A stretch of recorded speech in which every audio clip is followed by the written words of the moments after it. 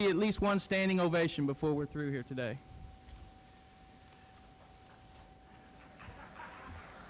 My prediction has come true. The esteemed members of this afternoon's panel, starting on my right, Dr. Robert Artwall. Some of you may have heard him speak yesterday.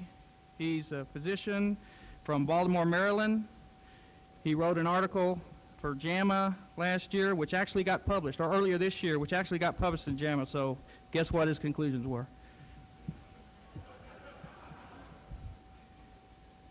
Also to my right is Todd Wayne Vaughn. He's been investigating the JFK assassination since 1974.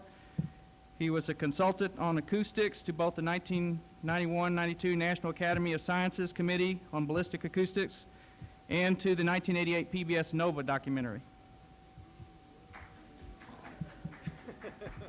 Immediately to my right is Walt Brown. He's a former federal agent who earned a PhD in history after leaving government service. He's the author of People versus Lee Harvey Oswald. He has upcoming publications including Blue Death, Red Patsy, White Lies, and Warren Omission. And he's coming out with a book on also on John Adams. Immediately to my left is Mark Zaid. Mark's an attorney who practices in Washington, D.C. He represents assassination authors and researchers in their pursuits for information under the Freedom of Information and Privacy Act. He's co-authored several articles about the assassination with Charles J. Sanders, one of which was recently published in the October 1993 edition of the South Texas Law Review. Also to my left, David Mantic, Dr. David Mantic. He's one of the leading specialists in radiation oncology at the Eisenhower Memorial Hospital in California. He's also a physicist. Dr. Mantic has recently reviewed and tested the alleged official x-rays at the National Archives, and he's going to have something that you really want to hear today.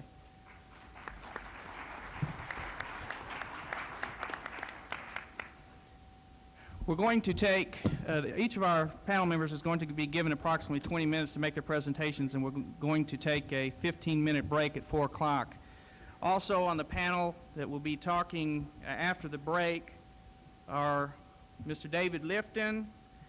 Of course, Mr. Lifton is the author of Best Evidence, and he's well known to all of you. Oh, I forgot David. I forgot Gary Aguilar, Dr. Gary Aguilar.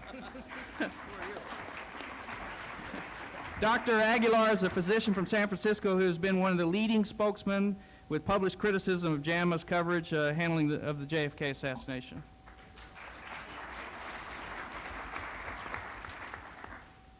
Sorry about that, Gary.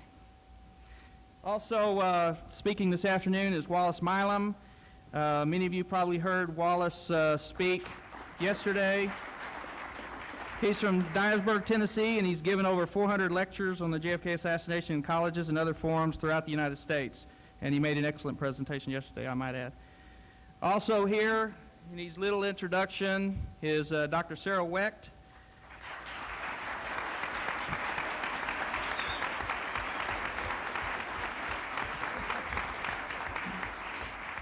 Both a physician and a lawyer. He's well-renowned and one of the leading forensic pathologists in the country, if not the world. And he's just recently come out, if you haven't seen it, the book Cause of Death. You need to get a copy of it.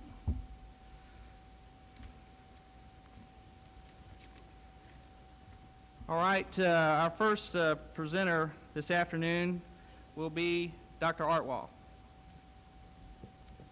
Okay, can I have the first slide?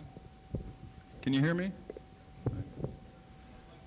I don't really have any strong or revealing statements or things to point out to you today, but what I thought I would do is go through the autopsy photographs and this sort of try to give you an idea how the autopsy was conducted. I think a lot of the confusion, a lot of the claims about forgery and all that has to do because I don't think many people really realize the sequence in which the photographs were taken. So I am going to give you what my understanding of the sequence of the photographs are. Maybe that will clear some things up. Maybe it won't. But this is my understanding. There were essentially two sets, or two times in which photographs were taken, before Dr. Fink arrived to the autopsy room and then after he arrived. And this has been the source of a lot of confusion and misunderstanding. Now, I don't know in which order, but what I'm going to do is just pretend that the photographer started from the front and sort of walked his way around. This is the famous so-called stare of death, and there is the incision that was altered by the Secret Service agents. Just kidding, folks. It basically looks like every that basically looks like every emergency tracheostomy I've ever done. The emphasis on emergency. You want to make a big incision. Someone was yesterday was asking me about why didn't the bullet hit the collarbone, and I think you can see that it's fairly clear here that this bullet exited pretty far up above the clavicles, which are here. All right. You say tomato, I say tomato. I'll tell you what, you let me use my vocabulary and I'll let you guys use your vocabulary. And we all know we all mean. All right. Okay. Actually, right on Dr. Mantik's head right now, you can see the entry wound. There is the flap that is in the up position. This photograph, some people have called the famous black triangle, or reference black. When you see the original photographs, it's quite obvious what this is. It's just a piece of Kennedy's hair coming down over the forehead. It's brown, it's hair. It's no big deal. Next. Then let's pretend that they walked up and they took this picture. Again, here is the straight cut that is described as that looks like a incision.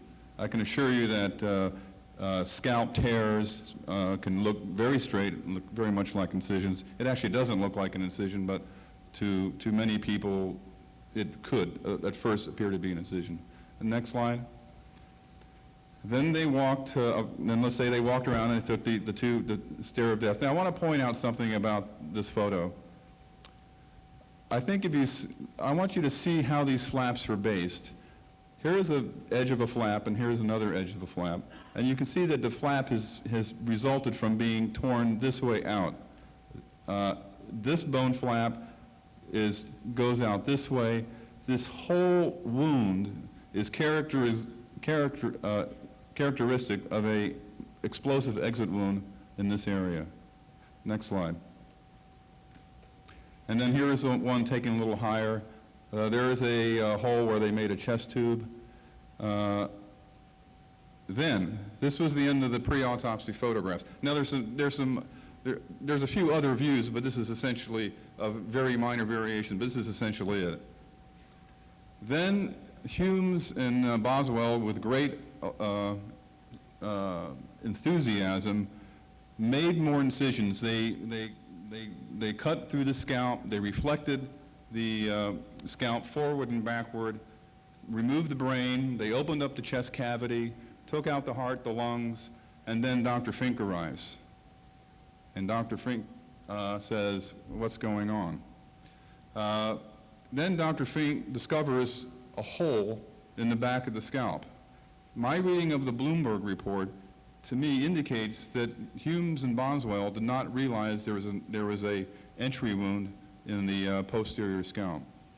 Then Dr. Fink ordered some more pictures to be taken, and the following photographs are the ones that were taken after the scalp had been reflected, after some bone fragments had been removed to get the brain out. Next slide. Oh, I'm sorry. This is the last set if you walk around, and they took the left lateral. Next slide. So then they discover that he discovered the wound, described the wound, saw it was transversal, meaning going through the scalp, measured it and was 15 by 6 millimeters, and he ordered these pictures to be taken. Now this is slightly cropped, but at the at this margin, there in some of the other photographs, there is a ruler which is right next to the wound, and you can measure the wound, and it's 15 by 6. Sorry?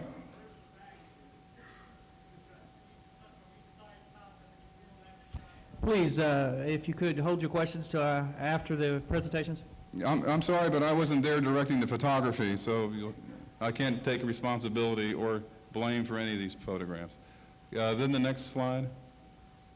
This is another back of the head again. Now, in their House Select Committee testimony, Humes, Boswell, and Fink actually tried to deny this was the picture they took of the wound.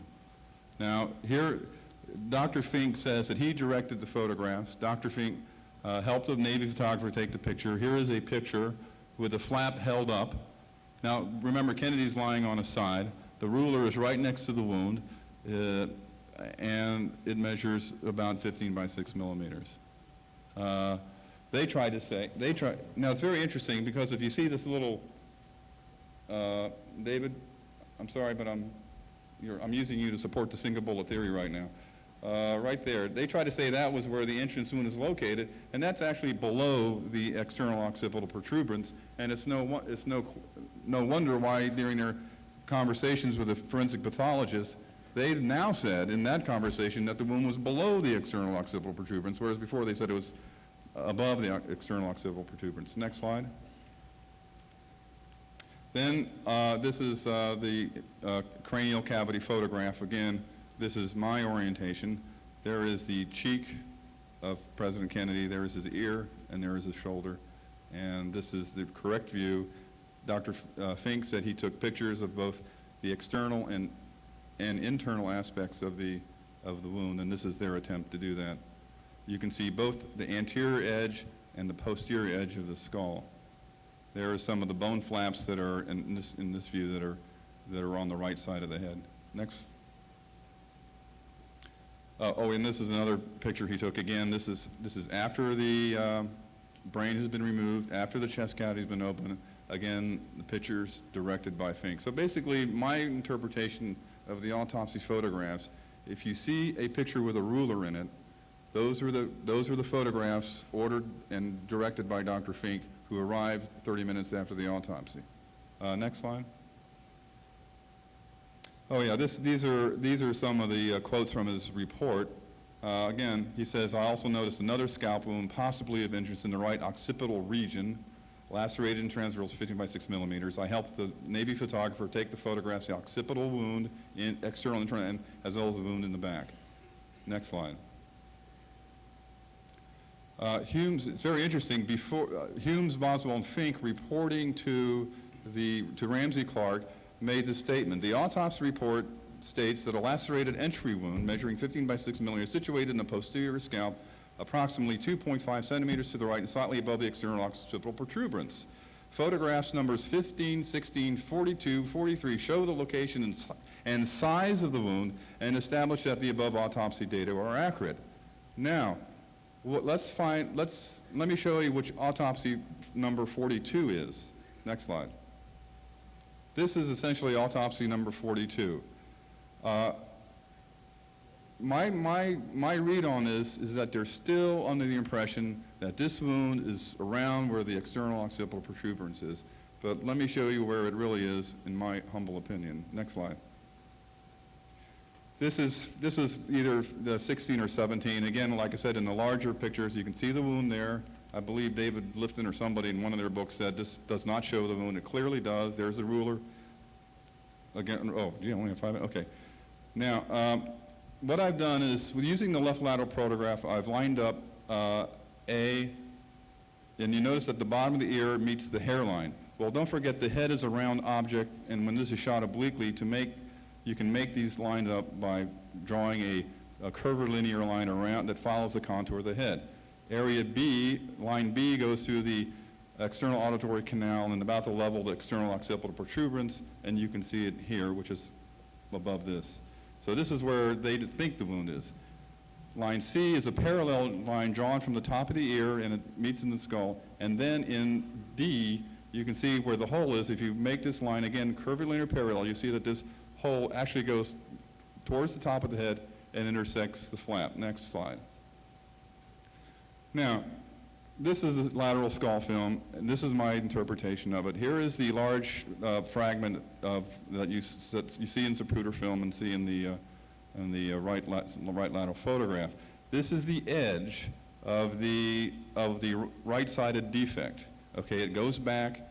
This is the area that Floyd Reeby said was missing, and in fact, it is missing. What he points to here is a left-sided fracture. The skull is absent from here to here, from here to here. When you measure the X-ray from here to here, it measures about 14 centimeters. The fractures from this point extend down here. They measure about 6 centimeters. So I made an error in my JAMA article, which I'm sure Dr. Aguilar will be happy to point out to me once again later on. But I think there are reasons why I made the error, and I'll be happy to explain them to you later. Next slide. Next slide. Again, this is, I've gone over this, but it's interesting to note that, again, if you compare it, go back to the previous slide. Again, if you compare the height here from the edge of the skin down, next slide, and you compare the height from the edge of the skin here down where they're trying to measure the wound, you'll see it's about the same. Next slide. And again, this is my crude attempt to orient you F8 photograph. Next slide. Again, the skull shows a portion of a crater, the beveling, which is obvious on the internal aspect of the bone, and that I told the occipital wound is a wound of entrance. Next slide. Next slide. Again, here is the crater. You can see that the skull bevels it inward, and there's the edge, and there's the bevel right there. Next slide. Now, I want to show you something. If you see this line here, go to the previous slide. You can see there is a faint line running right here, which I believe represents the skin of the scalp. You can often see soft tissue outlined against areas of absence. Go back to the Zapruder film. Then if you see this area here, notice how it comes back from the ear here. Go back to the previous slide. This represents this area where the skull has been blown away. Next slide. Next slide. And I'd like to say at least one, this is Doris Nelson, head nurse of the Dallas ER, at least one person in Dallas got it right. Thank you very much.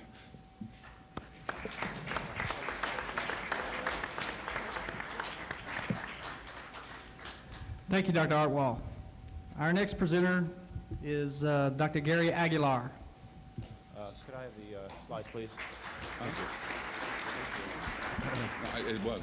Today I'm going to be doing dual slide projection because I find it much more useful in making a lot of the points I want to make. I will be going very fast because I feel that a lot of issues need to be covered today, not least of which are some of the issues that Dr. Artwall has addressed, as well as a number of others pertaining to medical scientific journalism and fair play, honesty, and so on.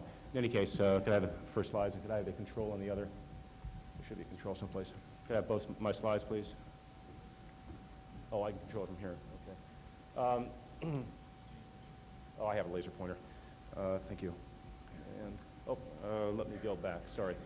In any case, the controversy, of course, and it's a very important controversy, is the nature of the head wound. And as Dr. Artwall mentioned to you, the autopsy pathologist, as Dr. Artwall interprets it, made a mistake here. But one need read their testimony before the House Select Committee on Assassinations and the insistence with which they held that specifically in this color image of the wound, that was not the wound of entrance. And they said that repeatedly, in words that were absolutely unequivocal. Now, many people, have wondered whether Dr. Robert Grodin's depiction of the wounds in this model here might be more like it, and I have reason to suspect that that may be closer to the truth than the image we see on the left. Now, one of the things that Dr. Artwall implied here is that one person got it right. Well, I want to mention to you that maybe that one person did get it right, but it is amazing how infrequently trained personnel did get it right, if in fact that person did.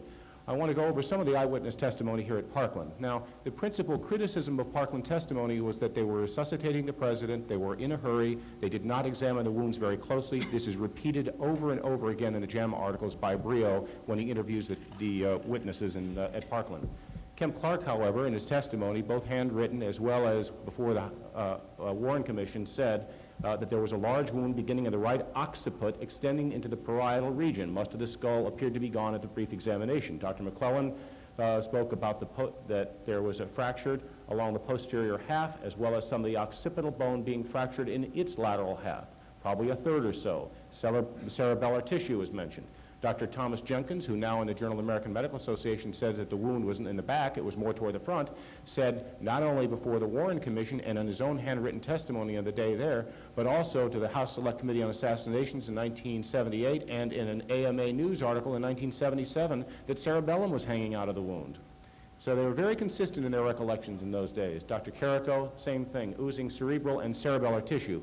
Now, for many of you that are not physicians here, cerebellum is at the very base of the skull back here, and for that to have been visible at the time of the injury would have meant that the wound was very posterior indeed. Dr. Perry said a large wound in the right posterior cranium. Now, it's very consistent. Now, Dr. Artwall is essentially indicating that the wound extended anteriorly toward the front, possibly, though I don't want to argue his case for him, possibly as far as the coronal suture, which is in the anterior front portion of the head and extended backward from there, but principally was not posterior, that the photograph I showed before is not accurate. Dr. Jones, again, mentioned the same thing, the posterior portion of the skull. We can go back, the right posterior occipital parietal, right occipital parietal. And so I decided actually to go back and get the original statements of these people. Now, many of you who are familiar with Dave Powers and Henley, or Donnelly, who were high-level presidential assistants and who traveled with him, recall the conversation they had with Tip O'Neill, where they told Tip O'Neill, they said, well, you know, the FBI came out and asked us where we were because we were in a motorcade, and we said, well, we heard the bullets came from the grassy knoll. So I said it couldn't happen that way, so we testified the way they wanted. Now, what you begin seeing here is that if you look back at the earliest testimonies, pardon me, that was a grievous error, Mr. Posner advises us on page 235 of his book that we should always go by the earliest eyewitness testimony because it's most likely to be reliable. I have placed the location of the wound by all the people at Parkland that I can find. Now, some of these are sworn testimonies, probably the majority of them are, but others are evidence that they've given over the years to newspapers, to people who are writing, and so on and so forth. And you'll find a phenomenal agreement by all of them that there was a wound posterior. One doctor, Dr. Geisky, said the wound was on the left, but he also said it went from the back to the front. But all of those people placed the wound in the right rear of the skull, in that area here, where it couldn't possibly be if the photographs and x-rays are accurate. Now, if you go to Bethesda, you're in a different situation. There's no emergency resuscitation going on. These people are watching a leisurely 4-hour autopsy. There's no reason for them to be confused about where the wounds are. Are their testimonies any different than they were at Parkland? And astonishingly enough, they are not. Godfrey McHugh said that the top back of the head, that's the portion that had been badly damaged by the bullet. John Stringer, before he was allowed to see the autopsy photographs that he had taken. David Lifton mentions this, and I don't know if we want to discuss it again today, but before Stringer was shown his own autopsy pictures, he placed the wound in the same place. And he said this very unequivocally, in the occipital, in the neck up there, just above the neck. Well, that's where the autopsy pathologists were kept insisting before the House Select Committee it was. William Greer, the upper right side, going toward the rear. What was the condition of the skull at that point? The skull was this part was completely gone. And you can go down the list. Clint Hill jumped up on top of the car in Dealey Plaza. He looked down from the back seat of the car, said the right rear portion of the skull was missing. Mortician Tom Robinson, who would better know where the skull wound was than the mortician? Tom Robinson said the big hole, only get the back. Emphasis I add at these. These are taken from something that I've been writing, and so some of the stuff has some editorial things from a manuscript. Paul Kelly O'Connor, James Curtis Jenkins, Edward Reed, Gerald Custer, Jan Gale Rudnicki, David Osborne, FBI agent Francis O'Neill. Francis O'Neill was very explicit. If any of you have seen the tape recording of him with George Michael Evica, repeatedly put his hand in the top rear portion of his head, like this over and over again. He showed it right where it was. Now, this is the FBI agent's a guy who has been trained to accurately observe and report what he sees. Here he is. In any case, the overwhelming weight of evidence is that the wounds are back there. And here we have from Grodin did me, in fact, here I was trying to go through these damn videos and getting people with their hands up there, and Grodin had already done the work for me. I wish he'd told me that before I'd gone to the trouble of doing it, because it saved me from having to show you all these individual slides. Look at all the witnesses. Everybody has their hand in the same place, with the exception of, apparently, Nurse Nelson. Now, so here we are in a situation where we have, now we're not talking about Parkland witnesses who didn't have a chance to get a good look at the wound. We're talking about people that observed the wound in Bethesda. What did they say? Well, now, if you add up the wound witnesses at Bethesda with those at Parkland, I've come up with 42, and in fact today I found 42, I found one or two more, so we may be up to 43 or 44 witnesses now. Of the 43 witnesses, one person, Dr. Kenneth Salyer, said it was in the right temple, but I spoke to him about 3 weeks ago. Now, I'm not going to say what he said now, and I'm not going to include it in my point here, because he said the wound definitely went behind the ear, and he thinks the photographs are falsified. That's Dr. Salyer. But in any case, he said it was in the right temple. That's his earliest observation before the Warren Commission, so let's take him at his word. Everyone else found a wound in the back of the head. 5 people said the wound went toward the front anteriorly, as Dr. Artwell will lead you to believe that it did, and it may have. I'm not opposed to that, but I do think that there was a wound in the rear of the head. So now if you add up 42 witnesses, or 43 witnesses, if I'm right about the new one, who place a wound all in the rear of the head, and you say, well, they made a mistake. It is on the order, the likelihood that they could have made that mistake is on the order of about 1 in 10 billion. That they would have all been wrong, and all would have agreed on the same wrong location. See, not only error is random. If you're wrong, maybe you'll get it on the left side, in the front, and over here. You have 4 quadrants, right front, right back, left back. They all put it in the right back quadrant of the head. If they're all wrong and they all agree on the same wrong location, statistically it's virtually impossible. In any case, Dr. Artwell has referred a number of times to that clinicians do make mistakes, but statistically you ought to take that seriously. If they all made the same mistake, the likelihood that that is a mistake is very, very low, if at all. I think it's impossible in my view. Now, what do the autopsy reports say? Autopsy report said there's a large irregular skull defect on the scalp and skull on the right involving chiefly the parietal bone but extending somewhat into the temporal occipital regions. Well, where is that? It's here. Where can you put your hand where your hands go to the occipital region and the temporal region and the parietal region? Right here. Where do all those people have their hands? Right there. Where does the autopsy now say it is? Or where does the forensic pathologist, the House Select Committee forensic pathologists think it is? In the right front, extending up toward the frontal bone. In any case, James Humes, interestingly enough, one of the other major themes of my presentation today is how when people are under pressure, like the presidential aides, they will say what they're under pressure to say. They will say what is expected of them, and they're willing to buckle because they don't want to buck the system. They don't want to, face the kind of pressure that they would be under if they were unwilling to do so. James Humes gives this autopsy report. All of a sudden, he gets to see the photographs. After seeing the photographs, he's then interviewed by Dan Rather. Now, after the photographs, but not after he first sees it, what does he say? This is the first time he has ever said this. He says, and the exit wound was a large irregular wound in the front and side, right side of the president's head. Now, for those of you who want to know where to get that, of course, it's in JAMA.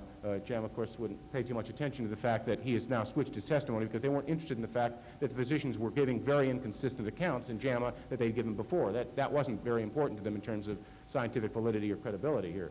J. Thornton Boswell, on his face sheet, wrote a diagram and had 2 numbers on it, 17 centimeters long and 10 millimeters wide. You place any, and that is probably the most reliable document in the autopsy because it was made at the time of the autopsy, right there, not afterward, not 2 days afterward, 3 days, right there. He measured it, wrote down 17 centimeters anterior posterior.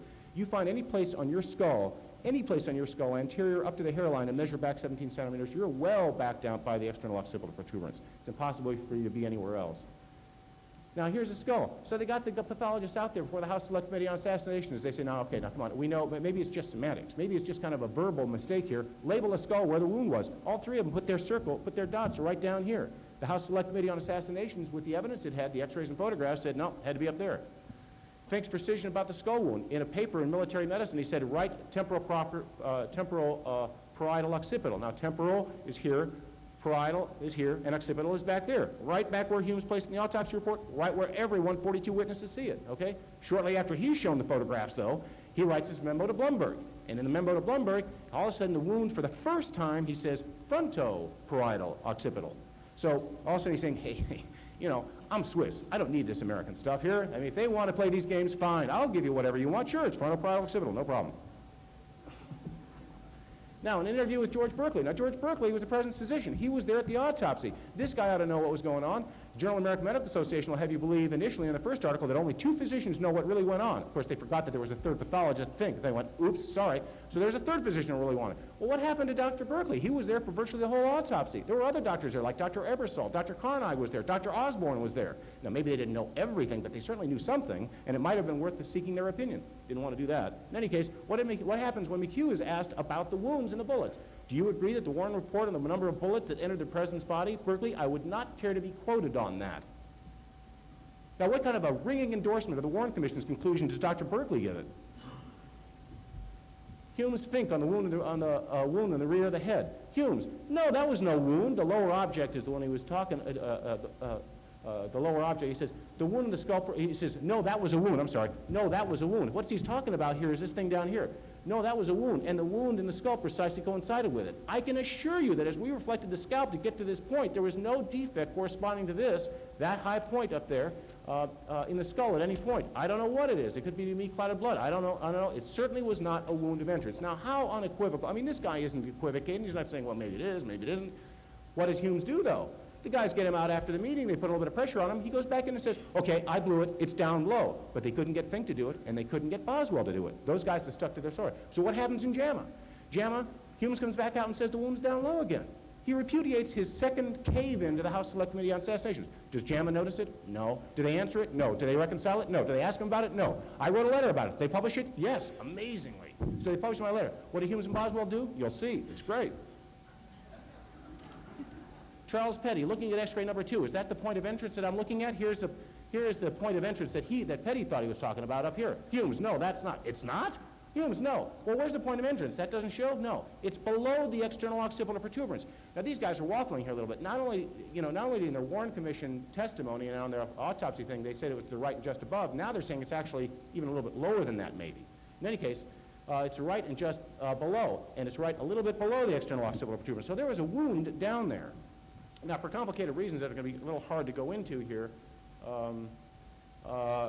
it turns out that that wound wasn't a bullet hole. There was a segment of skull missing there. They brought in a fragment of skull and put it in, and then when they put it in, they could match the edge of a bullet hole. Now, that testimony was somewhat equivocal in the House Select Committee on Assassinations, but we recently got a document, which I don't have time to read right now, where Purdy asked him this question. He said, yes, they brought in a piece of bone, and we fit it in to make up an entrance wound in the back of the head and the occipital bone. I mean, it's clear as can be. Now, these guys are autopsy pathologists. You'd flunk a first-year resident for missing where the occipital bone is. You don't think you're going to get 3 professor pathologists knowing where it is? It's unbelievable. In any case, these are the kind of problems you have. Initially, to the right and above the external occipital protuberance, then the right and just below the external occipital protuberance, then he caves in and says, okay, I blew it. It's way up high again. He's under pressure, just like O'Donnell was. And now in JAMA, he says to the low. JAMA doesn't want to know about this. They don't want to ask about it because it shows about the corruption of the evidence. Now, the only issue I want to raise to this image right here, which is something which I'm not going to speak about specifically, is that here's the only image we have of the skull wound. Do you think that any competent autopsy photographer would have taken only one image of the wound without any other kind of orienting images from this side or that side or the other side? This is the only one that turned up. It's inconceivable to me that they would have possibly taken only one image here. Of course they took more. They're not there. JAMA and JFK, okay? I'm a member of the American Medical Association. I subscribe to JAMA, and I have long stood by my organization and had thought that most of the stuff they did was quite good, and in fact, I was quite a fan of Dr. George Lundberg. George Lundberg is the editor of the Journal of the American Medical Association, and I think he can duly be credited with having raised the standards of journalism at Journal of the American Medical Association. Now, the Journal of the American Medical Association's lawyers are in the office in this auditorium today. I want them to hear that, and I want them to tell Dr. Lundberg that I think he's done a great job in raising the standards of editorial medical journalism at JAMA in the years he's been there, and he's done something absolutely inexplicable here for somebody who has stood so long for high scientific standards in medical scientific journalism. It's inexplicable. Stone comes out with a movie. Well, Lundberg apparently reported to us back in April of this year that he went and saw the movie, took a bunch of notes, went and saw it again, and he came out of there thinking that some people had gotten hurt by that, and the people that had gotten hurt by that are physicians, military physicians, and pathologists. The movie, and he wrote and said this in the debate in Chicago, if any of you were there. The movie JFK I consider to be primarily skilled film fiction, very skillful film fiction, very nicely done, but I consider it a grave insult to the military physicians involved, as well as pathologists in general, maybe medicine, and a whole lot of innocent people as well. He was very unhappy with what Oliver Stone had done. So just about that time, he came out with these articles on, you know, just after that, he went and got a hold of the autopsy pathologist, got them in for interviews, and it was very clear from the outset that one of his major goals was to repudiate the propaganda, as he saw it, that Oliver Stone was dishing out.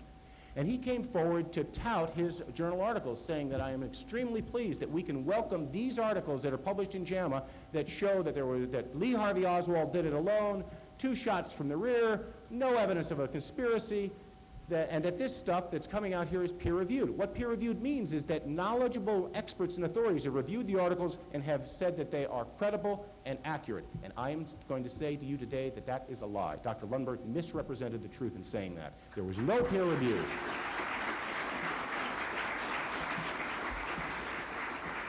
I will bet Dr. Lundberg tonight $1,000 to the charity of his choice if he can name a knowledgeable expert that reviewed and approved Brio's articles before publishing them, and if he can name somebody that anyone agrees is a knowledgeable expert, then I will send that check for $1,000. But I don't believe he can do it, and he won't do it, I'll bet you that. Here he is in New York Times. New York Times, of course, swallowed Journal of American Medical Association, whatever they say, whole. Yes, yeah, we love it, that's great. He was going after somebody else, too. Chuck Crenshaw said, hey, you know what? 2 things. I got a call from LBJ about Lee Harvey Oswald, wanted to get a deathbed confession, and you know, there was an exit wound in the back of his head. So Lundberg went after him. What did he call him? Read the bottom of the line here. It said, Dr. Lundberg said that the book, Crenshaw's, was a sad fabrication based on unsubstantiated allegations. Well, you know what? He also said in his articles, Lundberg's articles, he said that Crenshaw wasn't even in the trauma room, and that he hadn't gotten a call from LBJ. It turned out that Lundberg's claim that he wasn't in the trauma room was itself a sad fabrication on the unsubstantiated allegations of some more doctors who were under a little pressure, who came forward to say that he wasn't there and were willing to do so and buckled to Brio. So these guys are all willing to say whatever they want to say, and it's really very ugly. I mean, there's some fratricide going on here. This sounds fratricidal. I'm taking Lundberg down. Lundberg's taking Crenshaw down. Lundberg's gotten some boys at Parkland to take Crenshaw down. Well, we'll see who's on the right side of things here in a minute. We've come a long way thanks to peer review, tells Dr. Lundberg in another journal article, and all the citations are at the bottom of the slides if you want to know where to look at. We know that critical peer review of papers before they're accepted is the main assurance to readers that what they read is both sound in content and worth attention. And after having gone through this process, he stands forward on television stations and at news conferences, and he wants to announce to everyone in this room who happens to be, you know, believe that there's a conspiracy, and the 70% of the American public, or 90% depending on who you believe that there is, that the only reason you could believe that is either because you're paranoid, you want personal recognition, public visibility, or profit. Oh, thank you very much, Dr. Lundberg. It gets much better, though, of course. Now, first of all, of course, he ignores the fact that people who spent months looking at that, the House Select Committee on Assassinations, decided there was a conspiracy, that these guys are apparently lumped into the same category. So Dr. Lundberg, astonishingly, you know, doesn't care what he says to people who are knowledgeable about this case. Humes had performed, now this is his crusade against JAMA docufiction. Now, these are the articles, and this is what the articles say.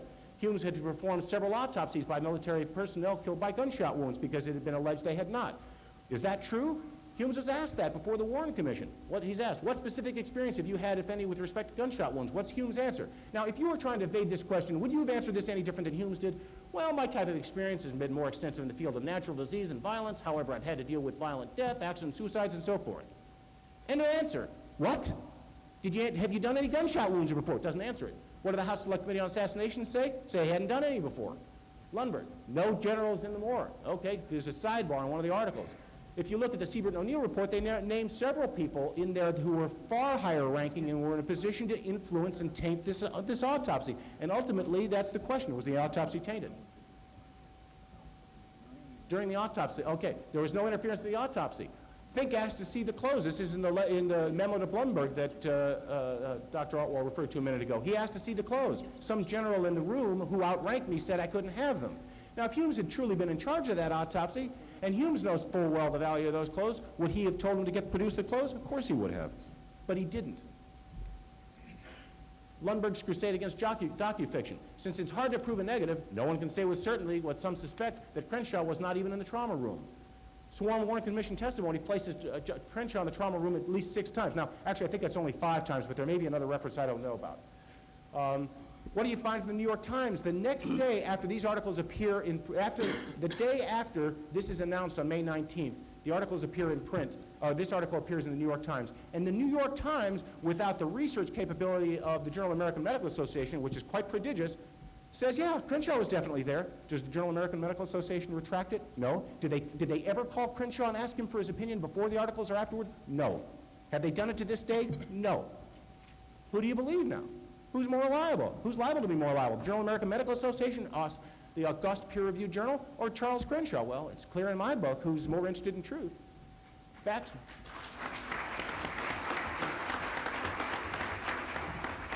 Here's Dr. Baxter. Baxter's a real nice guy, this boy. Did that happen? Did Crenshaw get a call from LBJ? Did that happen? Heavens no. Imagine that. The President of the United States personally calls for Chuck Crenshaw. He wants to slam him. He wants to slam him real good. That's not what Crenshaw said at all. He said, I picked up a call. The call happened to be from him, but he didn't ask for me. The nurse, not LBJ, selected me because he was the leader of the operating team. What do you find from the New York Times? New York Times clears it up right away. New York Times says that Philip Williams, and this is a week after the article, after Lundberg goes forward, Philip Williams says, yeah, I remember that call having gone through. No one else remembers having gotten the call. If it wasn't Crenshaw, who was it? Williams remembers it, and the Parkland operator, Bartlett, remembers it. Truth and JAMA. Okay, so you've got all these things here. JAMA has made no attempt to correct its false claim against Crenshaw's participation. Who cares more about truth? The American Medical Association, the organization that would try to influence your health care policy in the future, or does Crenshaw?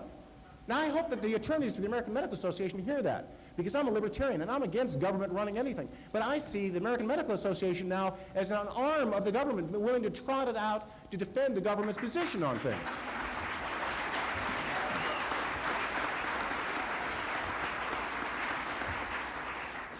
Now listen to what editors say about this sort of nonsense. Lundberg says he's an editor. The best editors become troubleshooters, not because they want to hold on to the jobs, but because they're decent human beings who don't want to hurt people by publishing false and damaging material.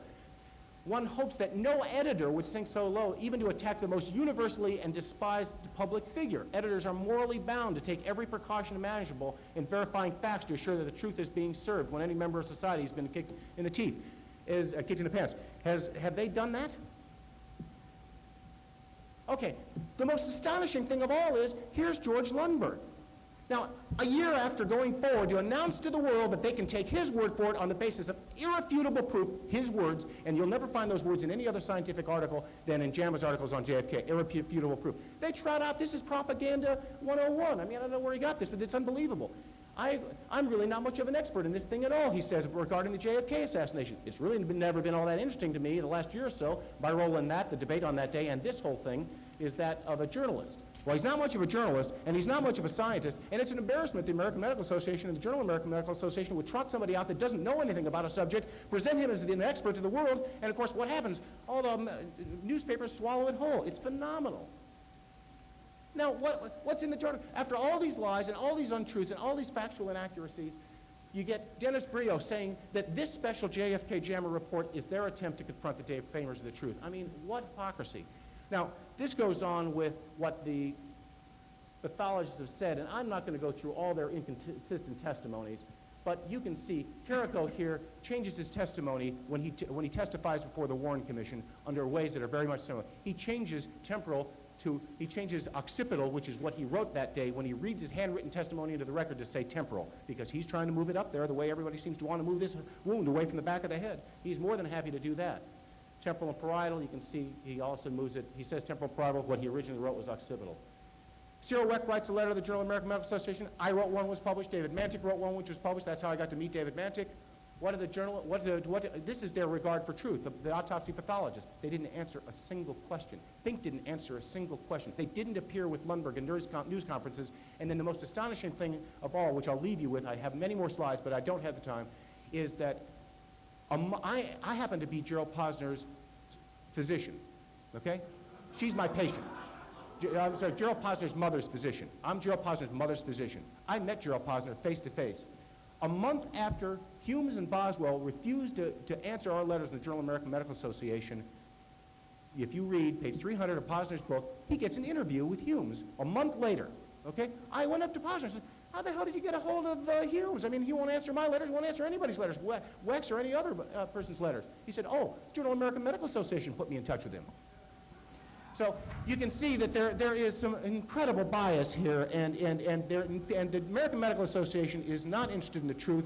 The truth is that there is a defect here. The truth is that the photographs and x-rays are not reliable depictions of those wounds, and I think that you can believe anything you want, but by the consistency that the American Medical Association has pursued this topic, it is a scientific embarrassment to me, and I hope that they're not given any power when it's time to run American medicine through the government. Thank you, Dr. Aguilar.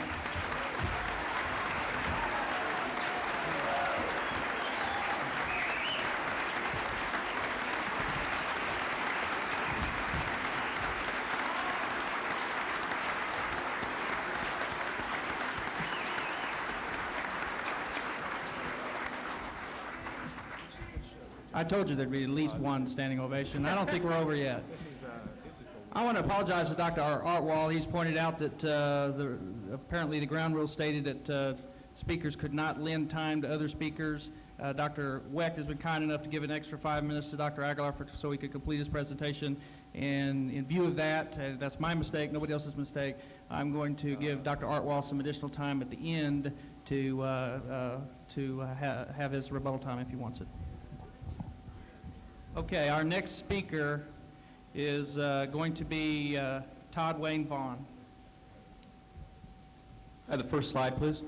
First of all, I want to thank the organizers of ASK for allowing me to speak here, and I want to thank all the panel members here who, although I disagree with most of them, in fact, almost all of them, I have great respect for all of them. I got about 140 slides to go through, so I want to get started real quick, and I'm starting to lose my voice because I'm starting to get a little bit of a cold, so if you just bear with me. What I want to talk about is the trajectory of the single bullet theory, which I think has gotten a bad rap over the years. And I want to preface that with something that I'm not a forensic pathologist, I'm not a medical doctor, I'm not an engineer, but what I do here, I don't think you really have to be in any of those things to go through this. So the first thing I want to show is some slides that depict how the trajectory has been shown over the years by critics and researchers who at one time, believe it or not, I was one myself. And I can't go through in every detail in every one, but believe me, there's many errors in these. I think that some of the errors are the bodies are not accurately drawn, the limousine is not accurately depicted, and I'll just go through those real quick. Maybe. It's probably the other remote. A different one.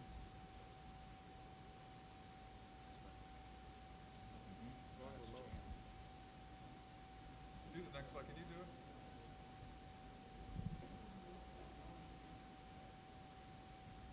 it? Okay, if you look at all these, and we can go through these. I think there's serious problems with all these. The bodies are not really accurate diagrams of human anatomy, human bodies. In several instances, the limousine in the drawings you see will not be to scale.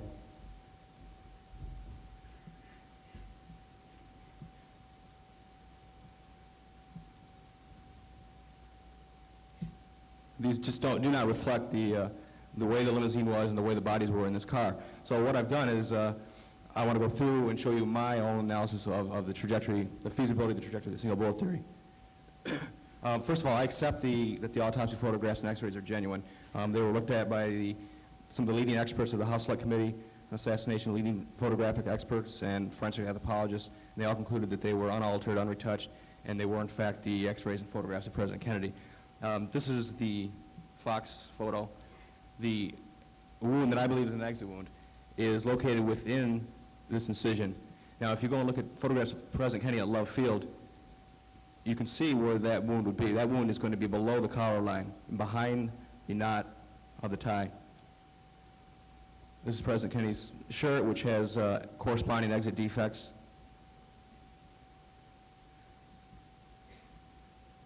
His tie, which had a nick on the left side, and that's going to be very important in the next slide. If you look at this photograph of President Kennedy in the limousine, you can note that as he turns his head to the right, his entire collar and tie rotate with him to the right. And I believe that when you see the trajectory analysis I've done, that this allows the bullet to exit and nick the left side of the tie. Also note the suit coat position, and note where his arm is, and note that he is to the extreme outside edge of the limousine. In fact, I think the underside of his chest right here is probably even pressing up right up against that side. There's several other photos that show this. The wound in the back, of course, much discussion over this because the wound in the clothing is 5 inches below the collar line.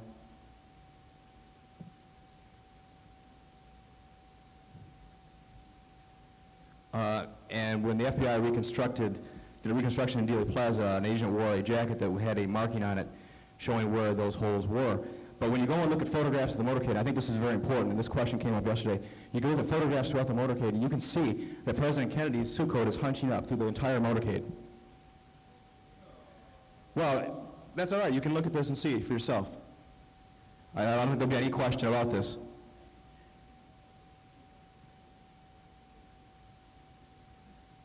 That one's a little hard to see, but I guarantee you that is hunching up.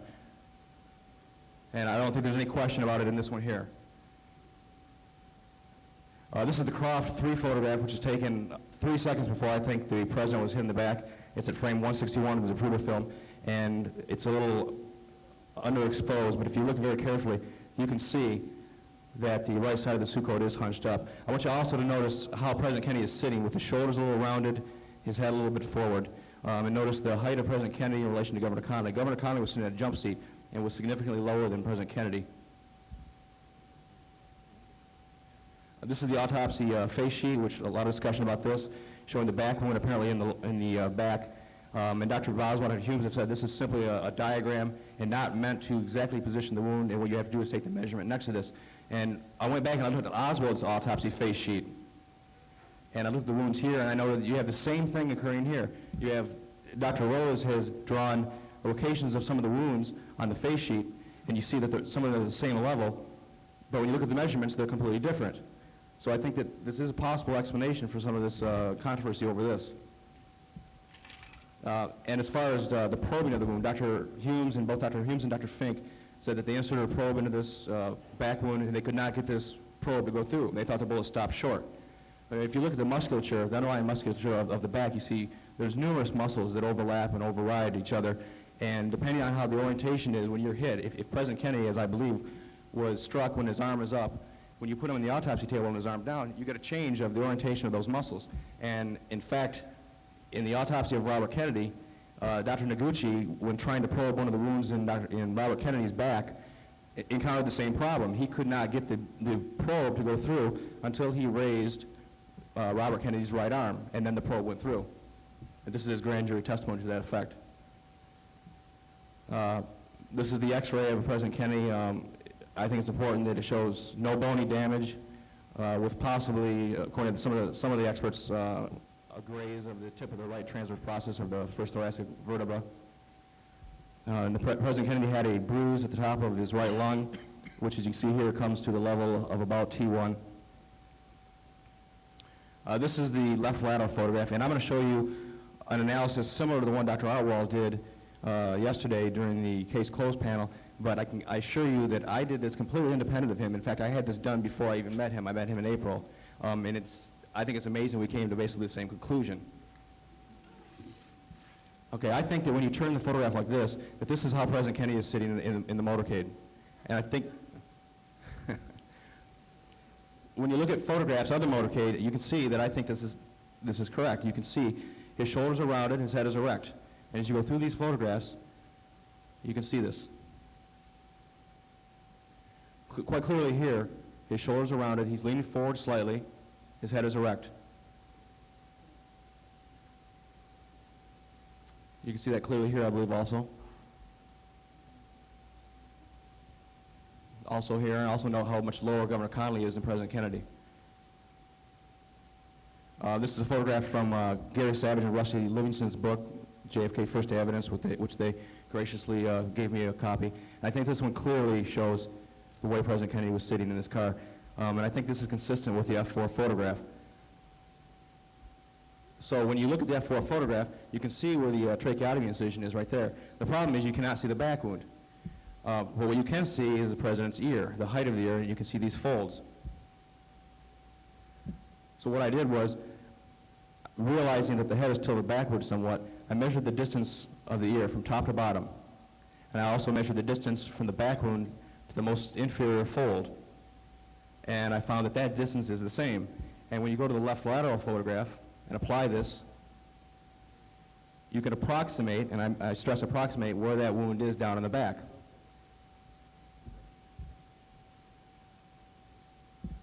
And then you can plot out a possible trajectory for that. And overlaying the suit coat and the shirt, and you can see how that can accommodate that trajectory and how you can get those holes in those clothing that way.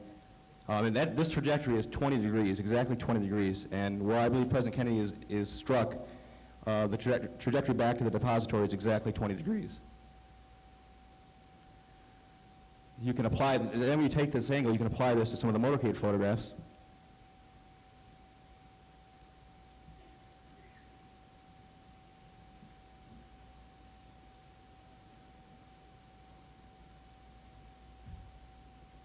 And this is an interesting photograph of President Kennedy. You can see the shape of his back, which corresponds, I think, quite well to how he's in the F4 photograph. You can see that he does have an overdeveloped set of trapezius muscles. And when you do the same thing with the same measurements and you approximate the position of the tracheotomy incision, you can see you get the same downward trajectory.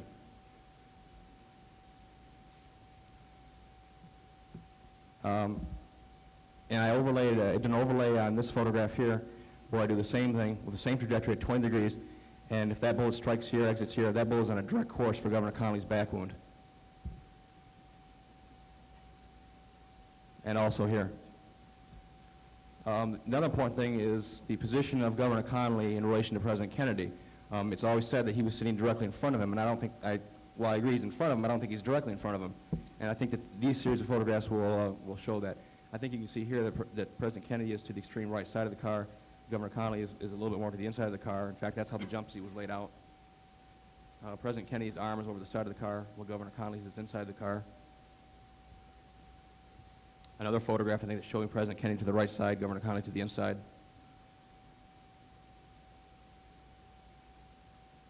Another one here. These photos, I think, are remarkable because I think you can see both President Kennedy to the extreme right side, Governor Connolly certainly more to the center of the car.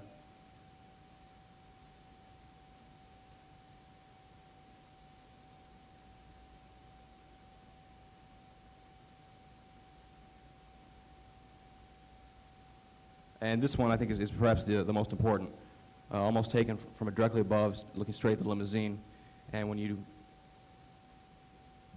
draw a line parallel to the right edge of the limousine and draw a line parallel to that from President Kennedy's throat, you can see that that line passes Governor Connolly's right shoulder. And a hypothetical trajectory can accommodate those wounds. As I'll show, I think President Kennedy is shot when he's looking to the right. And if he turns his head to the right, as I showed in the other photograph, his collar and his suit coat and everything will rotate to the right, and all that will line up. This is frame 154, I believe. President Kennedy is looking to the right, or to the left, I'm sorry. Governor Connolly is looking to the left, and Mrs. Kennedy is looking to the left. And here, very swiftly, we see some changes start to occur. President Kennedy begins to look to the right. Governor Connolly will begin to turn his head to the right. Mrs. Kennedy begins to turn her head to the right. In the case of Mrs. Kennedy and Governor Connolly, these are all actions they said they did after the first shot.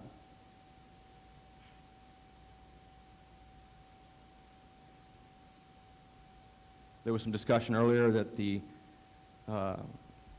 there's evidence of a shot striking President Kennedy in the throat from the front at around frame 180, 189, or in that area. I don't agree with that for different reasons. I don't see any evidence during these frames of President Kennedy reacting to anything The only thing I see him doing is waving and then beginning to stop waving, and he begins to bring his hand down.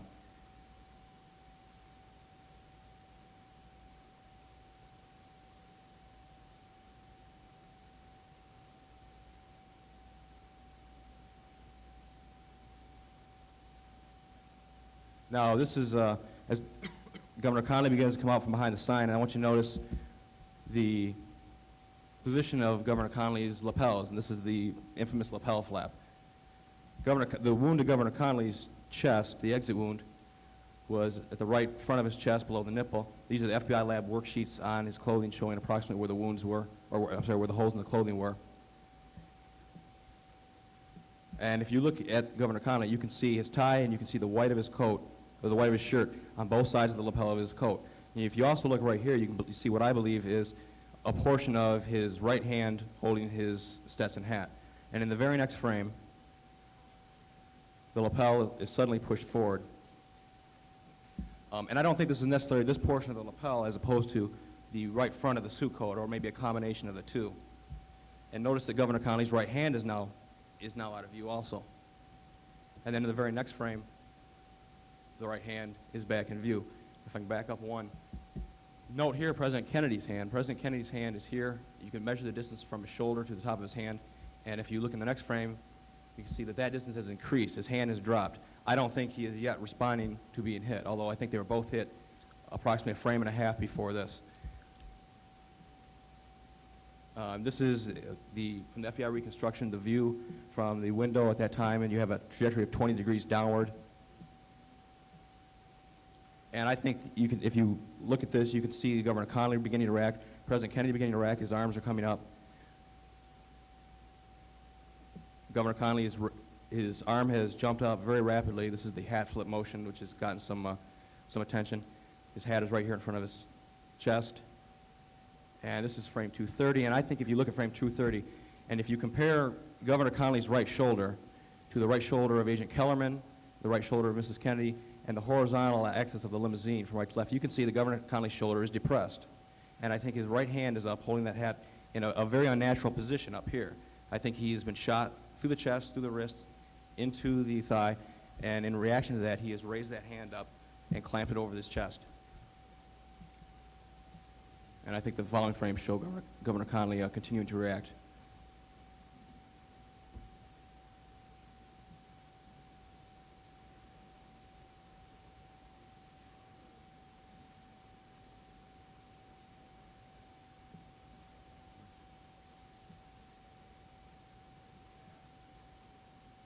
All right, this is frame 225. I think both men are hit by one shot about 1.5 frames before this, but you can't see President Kennedy in that frame because he's behind the sign.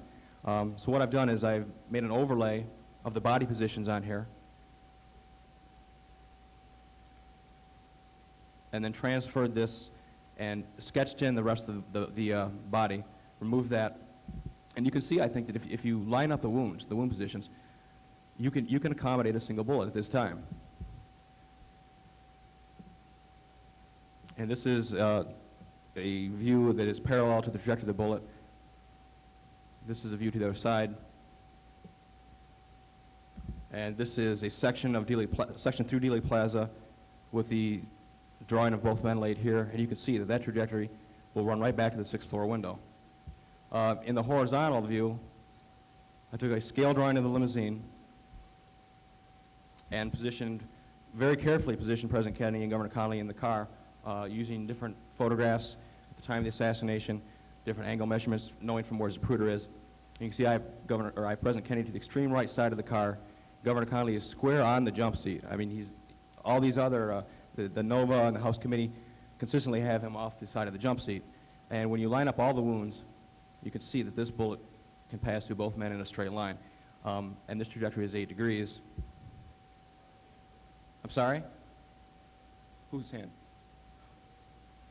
No, his hand is right here. I believe his hand is down in front of him, below the level of the line of sight from Zapruder to the limousine. And when you put this on a scale map of Dealey Plaza at the same frame, this trajectory will run right back to the 6th floor window depository. And this is the last slide. This is another drawing showing how one bullet can pass through both men at that angle. And I want to stress that that angle, that 20-degree angle, is the angle that I got when I did the analysis on the F4 photograph. That was the last slide. Thank you.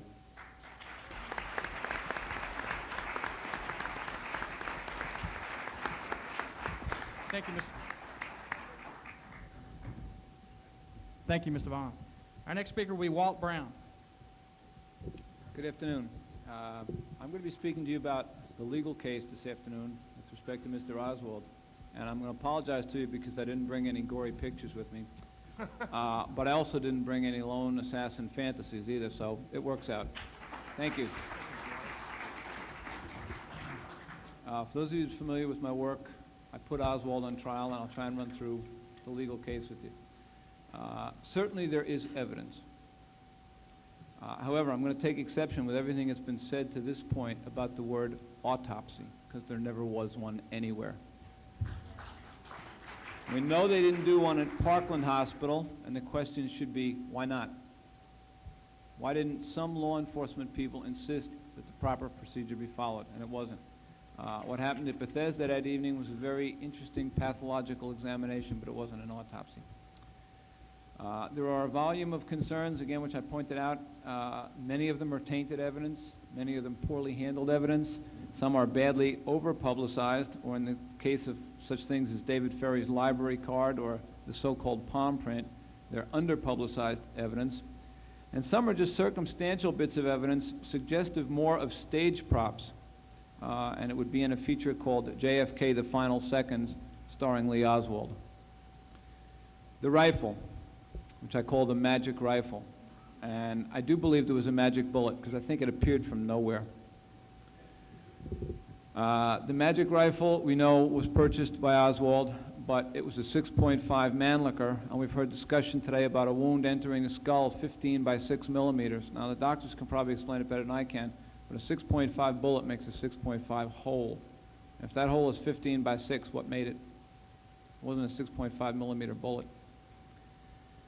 Was it a Mannlicher Carcano found on the 6th floor of the Texas School Book Depository? We've seen photographic evidence this morning suggesting that it wasn't, or it was one of 3 Mannlichers. Interestingly enough, in 17,740 pages of published Warren Commission material, there is not one picture of a Mauser. The easiest thing in the world to do would be to say, here's what a Mauser looks like, you decide. Could it have been an honest mistake? Had the gun been fired? We've never yet been told by one living individual that there's evidence that that gun had been fired. It's a stage prop. There's a clip there of unknown origin because it does not come with the rifle. As Mr. Frazier of the FBI testified, he bought the gun immediately to find out, and it came without a clip. The clip was also still present when found, and when that last round goes into the chamber, it ejects the clip. The FBI found no prints, and they questioned Dallas's honesty with respect to the prints. And that's kind of an odd thing to find in law enforcement. It's very rare you're going to find one law enforcement officer disregarding another. We also have certain questions about the capabilities of that gun. There are also questions about chain of possession, because as you know, the FBI kidnapped the weapon on midnight, and no jurisdictional officer went with it. So while it's a gun in evidence, it's taken out of evidence when it leaves Dallas custody. With respect to the trajectories, we've heard a lot about exactly 20 degrees and whatnot. The FBI and the Warren Commission pulled a little bit of a fast one on us on that one. What they're telling you when they talk about 20 degrees is they're talking about the angle from the window to the street. Well, the street wasn't shot. All right? The street is horizontal. The individual shot is vertical.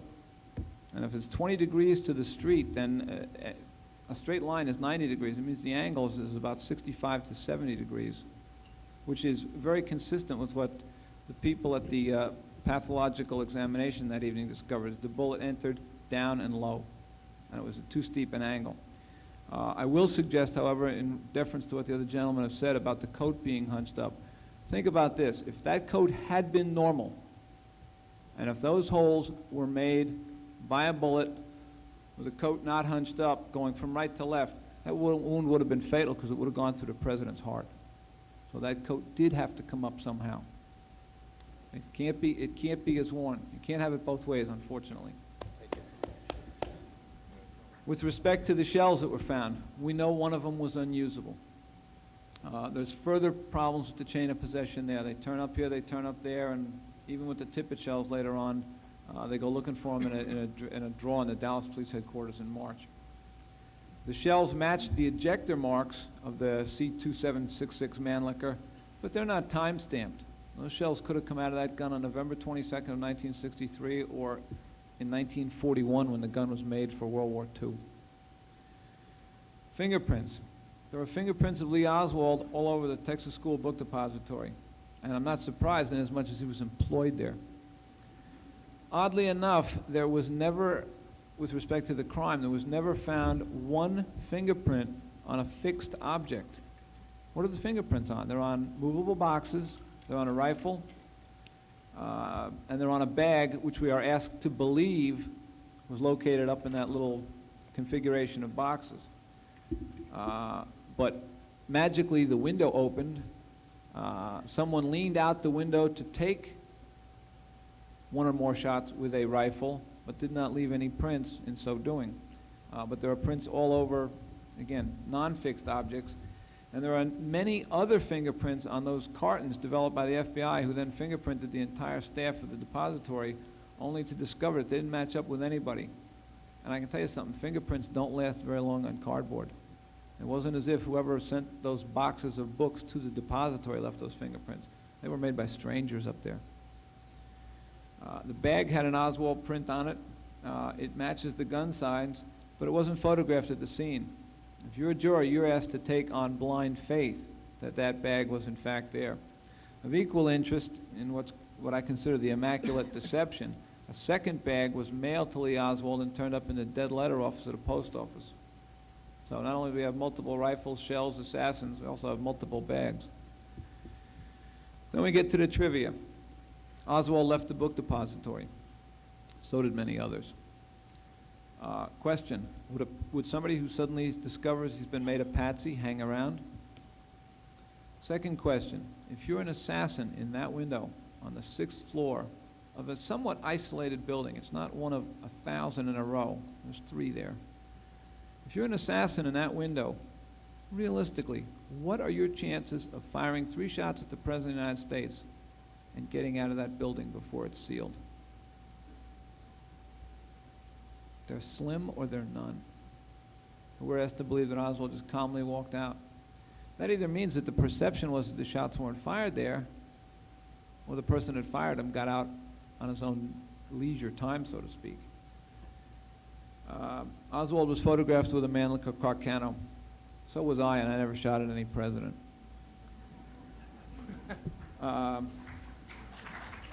Thank you. And I was a better shot than he was, too.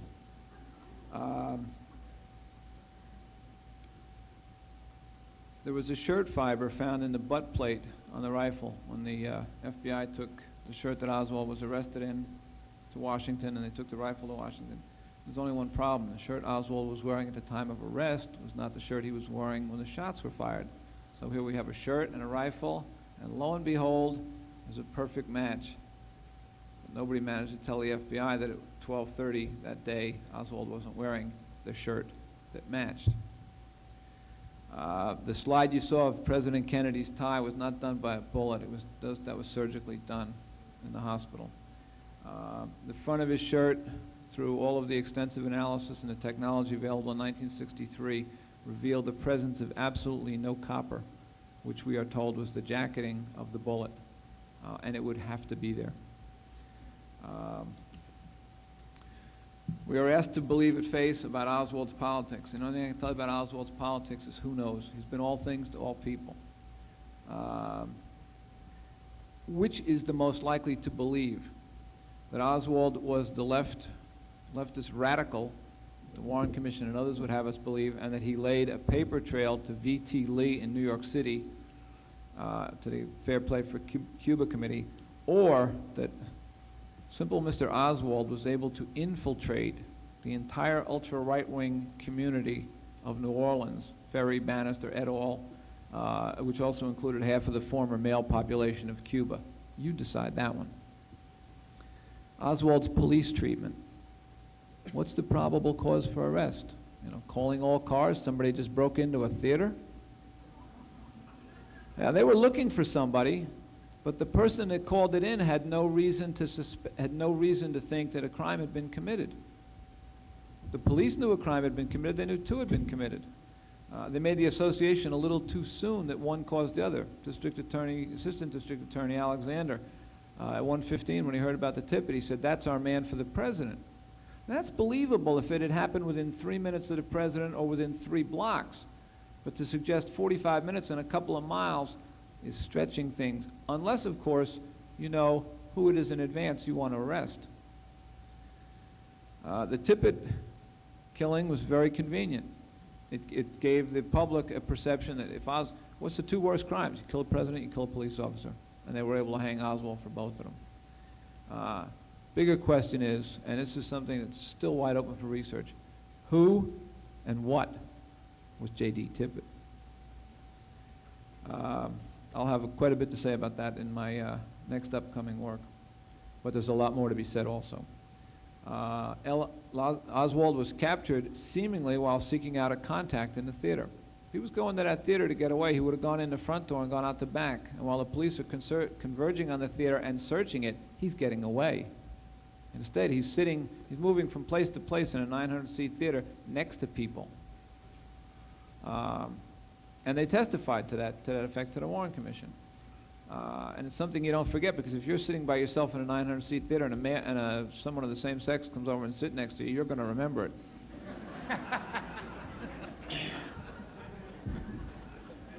Thank you. If we think long and hard about Oswald's treatment in the 47 hours that the police allowed him to live, he was treated more like a guest than a prisoner. Except for the time when he was led through the hall in handcuffs, he's not treated as your typical prisoner. He was exposed to constant danger. We know that. And the truth, and Oswald died as a result of that 2 days later. His answers were not recorded, which, by the way, is one of the major confusions in this case. They didn't have to be. He could have confessed 5 times in front of those people, and that evidence is not admissible in 1963. The historical record should have been maintained, and we know that. And they were taking statements all over. And I'll have quite a bit more to say about that this evening at the Revelations situation tonight. I strongly believe that the police were more concerned that they not take Oswald's statements down because of what they were afraid that they might hear, than not what that Oswald was going to just confess to being a lone assassin. He was arraigned for having shot the president and governor. He was never arraigned for Governor Connolly, but both of the documents suggest a 6.25 rifle, and there's no such gun. He was never even arraigned for the governor of Texas, suggesting there was no thought of a trial. And lo and behold, there never was one. At his press conference, which is a photo opportunity of equal note to the Fair Play for Cuba Committee events in New Orleans, it's just hard to imagine that every time some nut goes out and hands out a couple of leaflets that it makes television. We know better. And you're not going to win over the community of New Orleans by ordering 500 leaflets. How many people are you going to win as converts when you're handing out hands off Cuba to people coming off a United States ship, a naval ship? This is a resume, folks.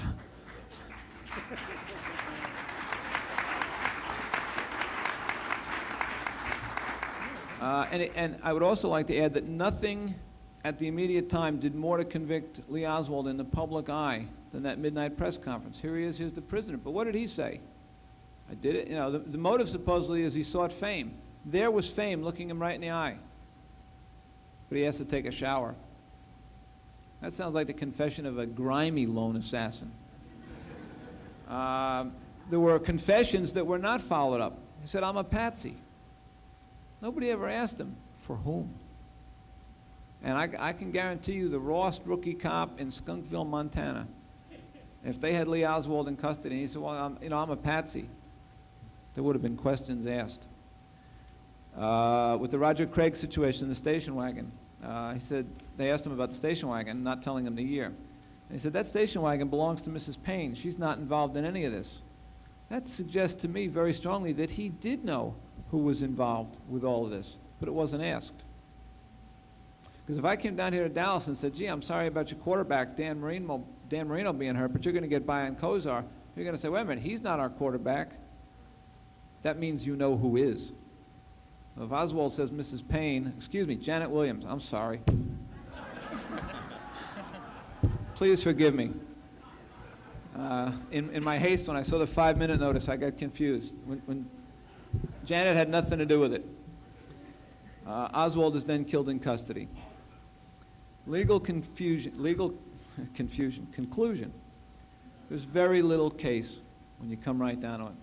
There's a whole bunch of circumstantial evidence. There's a lot of props. There's a lot of propaganda. There's the accident that the gun and Oswald are on the cover of Life magazine the same week that his family is all being called to testify before the Warren Commission, which is in a chapter in the upcoming book called Life Be Not Proud. Oswald, I believe, would never have been tried for Kennedy's murder. And with no disrespect meant for the state of Texas, Lee Oswald would have been tried for the murder of Officer Tippit. And regardless of what we think about the evidence in that case, he would have been convicted. You put a Texas jury in 1963 with a commie and the given charge of shooting a police officer, he's gone. Now, should we spend another 30 million tax dollars in proving that he killed the president? Well, we know he did, and you can't fry him twice.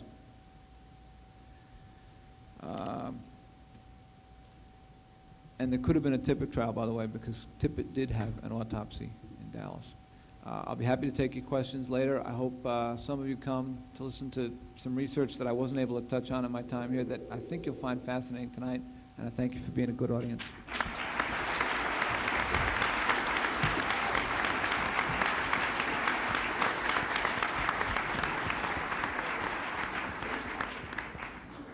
Thank you, Mr. Brown. Our next speaker will be Mark Zaid.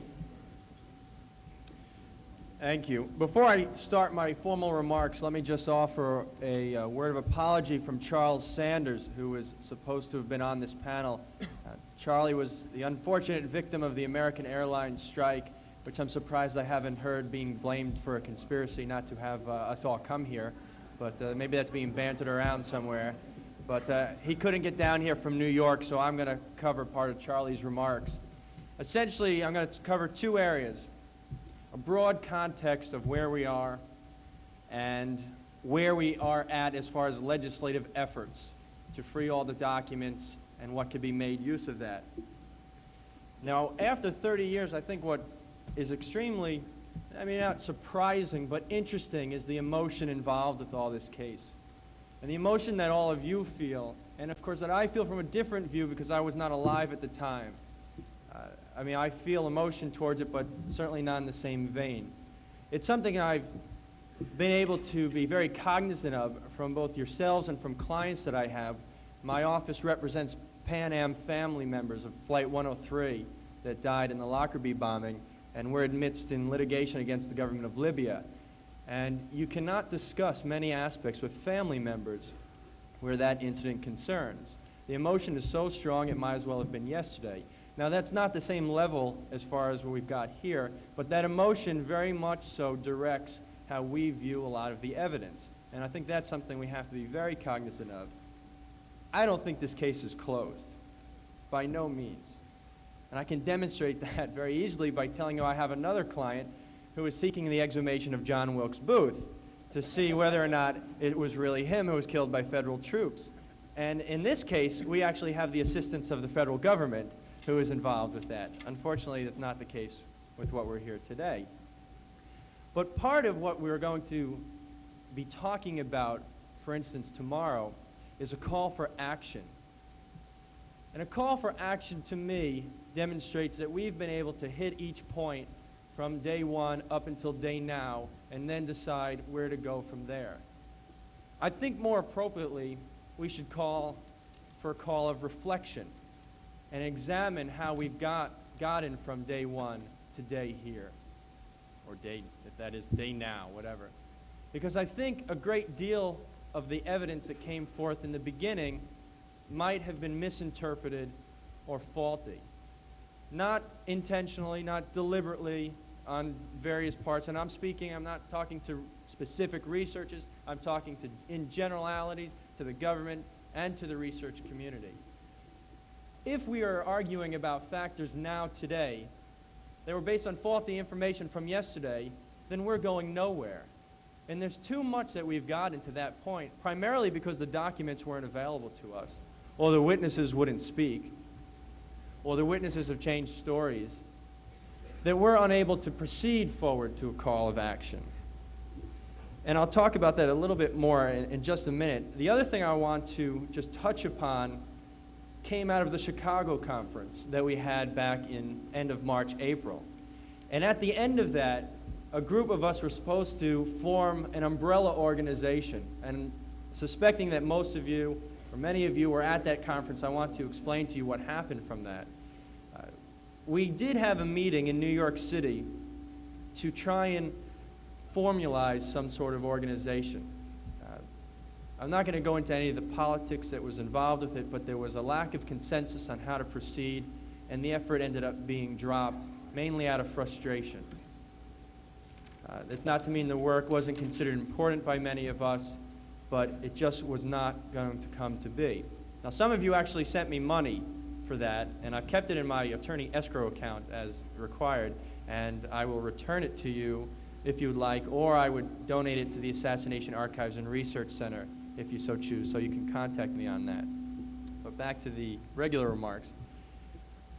What we've seen recently, because of the anniversary, has been extremely enlightening, I believe, with the rash of new books, particularly Gerald Posner's new book. Now, I'll tell you, I know Gerald Posner.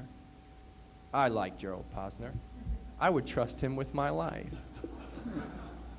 Just kidding. But for those of you in Chicago, you'll know what I'm talking about.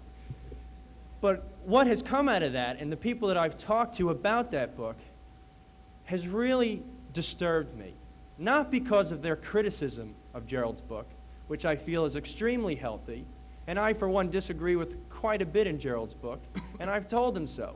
He misrepresents what failure analysis does. He chooses facts that support his theory, ignores others. He'll use one witness here and then destroy the same witness in the next paragraph.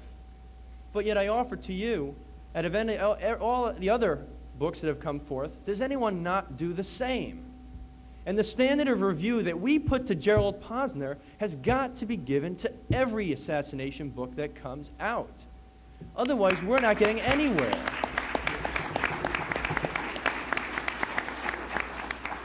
Now, reasonable minds can differ, and rational minds can discuss this. And perhaps if we all get together and talk it over, then we can eventually solve the case to at least a reasonable standard. I think that's it was a very telling thing when I would have people call me and say, you know, Gerald's book is just garbage. I can't believe the conclusion. Well, why is that? Well, for one, it's got the fake backyard photo on the spine, so I'm not going to even look at it beyond that. Did you read it? No, it's not worth it. It is worth it. You have to read it. You have to refute it by specifics, not by generalities. That's not going to get you anywhere in the mainstream press if you're going to keep complaining about the press taking sides. You have to tell them why it is you think it's incorrect. Now, interpretation is another very important avenue. Don't impute to at least me that I was stating in my discussions yesterday that I said there was no conspiracy. I said no such thing. I'm not even going to comment on that. I indicated that I believe there was no evidence that Oswald was a spy during his time in the Soviet Union. I didn't go anywhere beyond that. If he was a spy in the Soviet Union for whoever, that might have nothing to do with the assassination. If he worked for the CIA in 1959, doesn't mean he worked for the CIA and killed President Kennedy in 1963. And it worked both ways. If he wasn't a CIA agent in 58, maybe he was in 63 and killed the president. I have no idea. But be very careful how you interpret people's remarks. One person had indicated legitimately, when I discussed the document about Oswald's venereal disease of all topics, that it doesn't matter because the date of the document, he wasn't even in this one location. Well, that's good. Look into that. I didn't say anything about that. I said the determination that said he had it in the line of duty not due to own misconduct was innocuous. And beyond that, the document doesn't mean anything. If you have another tact on that, then follow that through. But don't try and take me down on that point by throwing something else at me that doesn't answer what I raised. Eyewitness testimony, we'll have that tomorrow. A great deal of it. And it's very important, of course. If Oswald had ever gone to trial, eyewitness testimony would have been crucial.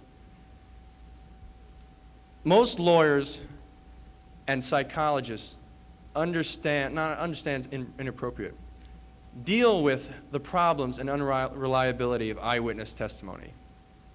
And myself and Dennis Ford, who is a professor of psychology, have put together a paper on the principles of this. And I have it for everyone to read. And I'm not stating anything of the sort that so-and-so lied or so-and-so has an agenda or anything like that. But I think in pursuit of this case, we need to be aware of professional and scientific interpretations that are outside of assassination work per se. That we can take the work of fields of science that have a peripheral involvement and then apply it to the assassination. The paper will be available. All I ask is that you read it, and when you see the eyewitnesses, you just possibly raise it to them or raise it to yourself as to how that goes. Now, I don't want to criticize any one author. That's not what I'm here to do. I want to bring up one in particular, though, and I wish he was here. And I only do so because he's put forth certain events in his role as an attorney rather than in his role as an assassination author, and that's Mark Lane. There have been many attorneys involved with this case. The Warren Commission, obviously, the House Select Committee, all the government investigations. There have been many authors who have been attorneys, but very few have acted as attorneys. You know, Mark North, Craig Zerbel, they're all attorneys, Mark Lane, but they haven't acted as it. Mark Lane's plausible denial book, he acts as an attorney. And he acts very inappropriate because he puts forth to you legal principles that he knows are incorrect in his reporting. And that had to do with the trial of Hunt v. Liberty Lobby, which dealt with a libel case of E. Howard Hunt and the Tramp issue against a magazine that had printed a story by Victor Marchetti. And in that case, the court had decided that there had been no malice for publication. The jury had decided. The laws of libel are very straightforward as far as what the jury needs to decide. The case was not one of was there CIA involvement? Was E. Howard Hunt involved in the case? It was whether this article published by Liberty Lobby was one of malice. And that was not the decision of the jury. And by telling you that the jury, the forewoman, says, I think that this case decides the CIA was behind the assassination, is irresponsible, or unresponsible, or whatever.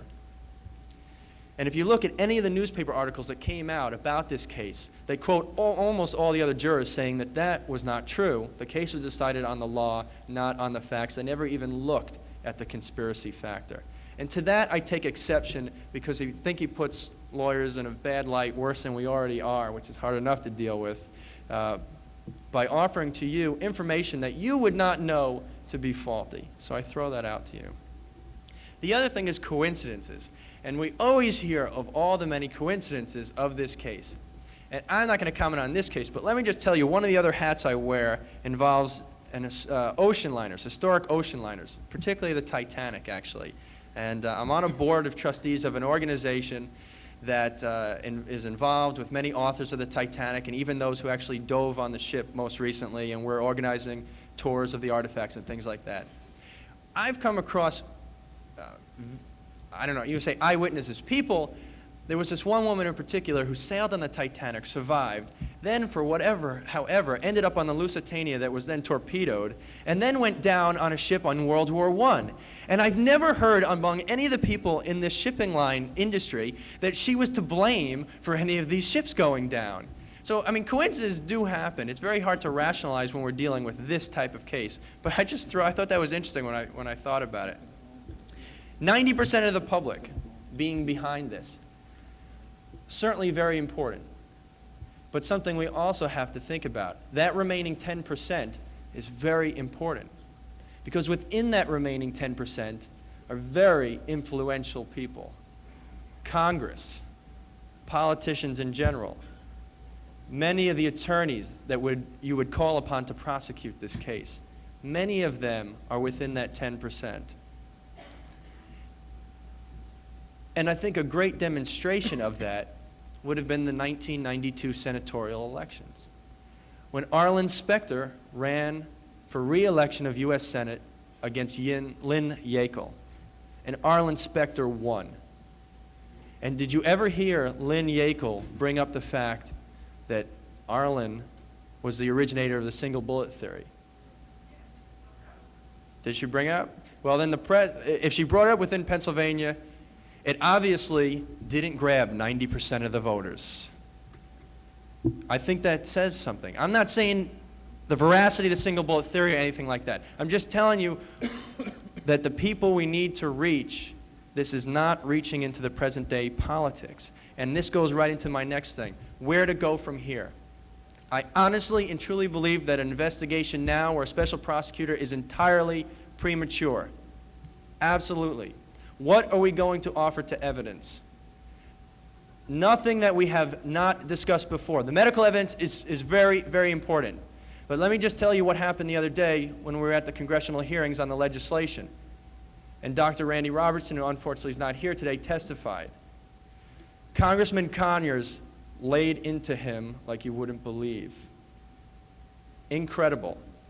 I'm not stating anything about what Dr. Robertson said or not, because I have realized I don't want to go anywhere near the medical evidence anymore. I have no understanding of this. But the congressmen that were at that hearing were not impressed. And I don't say that as a judgment against Randy. I say that if you want a new investigation, you're in a lot of trouble, because if you want a congressional investigation. I deal in my practice with high-level Justice Department officials. I deal in my FOIA practice with the CIA General Counsel's Office and the FBI's Counsel's Office and the Department of Justice Counsel's Office. And let me tell you, there's no way that they would ever call for an investigation. If you want to have a private investigation like us, this is important. We need to continue this. We need to keep doing research. We need to go through these documents. But don't waste your time calling for a new investigation. Congress is not going to approve of the money. No state government or legislature is going to approve of the money. Not when you have children killing one another. Not when you can't get the Brady bill passed. Not when you're arguing about NAFTA.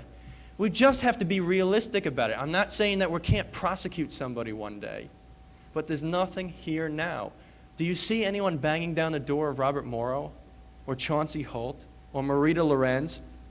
Did I read their books incorrectly when I saw that they said they were involved implicitly in the assassination of President Kennedy? Did I miss that? I don't think so. But yet they're still walking around and no prosecutor is talking to them. There are no more Jim Garrisons. We're not going to get that. Just keep that in mind. Now, where does the legislation stand? The legislation was signed October 26, and it called for the nomination of 5 review board members to occur by 90 days, which would have been on or about January 25th, January 26th. It never came for several reasons. One, our eminent president, former President George Bush, just happened to take all the documents with him when he left his office, and Clinton's people didn't have the nominees for a while. And then 2, for the very reason you've seen most of the nominations be held up. There's been a very, very slow process. And several of us contemplated, or at least the ARC contemplated, filing a mandamus action to compel the nominations. And you might have heard about that. That was reported in U.S. News and World Report. It didn't come to fruition because there was a very legitimate problem with powers between the legislature and the executive branch. And if they had brought the lawsuit, it very well could have dragged out the legislation beyond where it's going to be because of a very serious constitutional argument. So just so that you know that. 4 members were nominated, were named, and then the 5th one was finally named just about 2 weeks ago. So the Senate Governmental Affairs Committee now has the 5 names. The 30-day period of session days, mind you. Session days, they only have about 2 or 3 session days a week. Session days is not a calendar day or a working day. They have 30 session days to hold hearings. Last I talked to the council of the Senate committee, it looks unlikely that they're going to have the hearings before their Thanksgiving break. They don't return to session until January.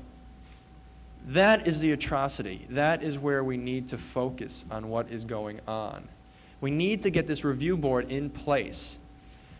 The agencies have been releasing documents in bulk and in gaps.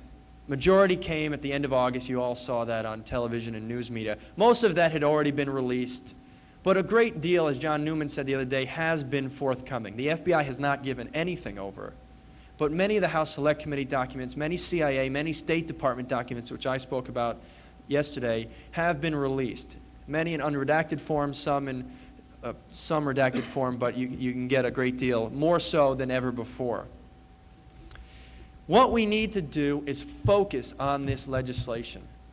Nothing is going to happen until this review board finishes its tenure. No one, if you approach Congress, they're going to say, wait until the review board. How can you say there's nothing in the documents if you haven't looked at them? How could Gerald Posner say the case is closed and you call for a new investigation when no one has looked at the documents? Perhaps the answers are in there. Not to say who did it. What we're finding so far is that there are answers to questions that move away from conspiracy, but many questions that move towards conspiracy that haven't been answered yet. We need to examine that. You need to examine that. You need to make sure that everyone who is qualified knows about these documents. You need to ensure that such and such person doesn't hold on to this one because of whatever reason and doesn't talk to this one who has knowledge. Share it. Let's get together, for God's sake. Let's work on this. I don't want to spend the rest of my life dealing with this. And I don't know if any of you want to, but it would be very nice to have a resolution to the best of our ability as to this case. The legislation, which Charles and I have written a law review article on, and I have available for you here today, and it's not for sale, it's free, it's publicly available, the Congress is printing it in their hearings, so please don't attach an agenda to me. The article is an analysis of the legislation. It doesn't say anything about who did what or where. It describes to the review board documents we need to have disclosed and people we need to have subpoenaed. They have very special powers. They have the ability to form advisory committees, which would be you, experts on all sides, to advise them where to look. When the review board gets named, you remind them of that they have that power. They don't have to exercise that power. If you tell them they should, maybe they will. FOIA is involved with all this. I don't want to go into the boring details of Freedom of Information Act and Privacy Act. Talk to me if you're interested in knowing about it, if you're interested in knowing how to utilize it to get information in certain areas on yourself or on this case or any other case. I'll be very willing to talk to you about it. But go down to the National Archives and start looking through these documents. Start thinking amongst yourselves what you want to see answered. And when this review board does get in place, and remind your congressional representatives that this review board, by law, is to be in place. Then, let's move forward. But beyond that, let's work together. Thank you.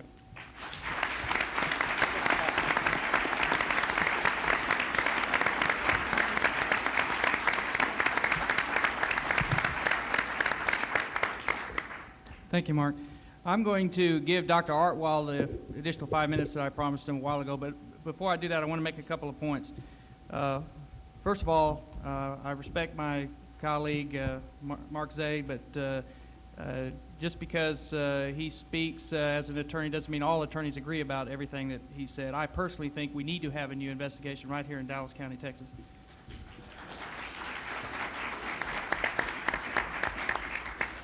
Jim DiEugenio asked me to remind you that tonight at 10:30 at Dealey Plaza, there's a candlelight vigil that everyone is encouraged to attend. I understand that Marina Porter may be there, Dr. Weck may be there, and John Newman, and a lot of others. So that's something you probably don't want to miss. Secondly, I want to remind you about something else. Tomorrow afternoon, I want to call your attention to the fact that Dr.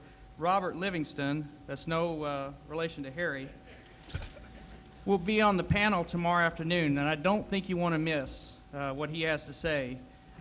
Some of you may know I've been involved in some litigation here recently that's related to the case, and yesterday Dr. Livingston was brave and kind enough to give his deposition testimony at my office.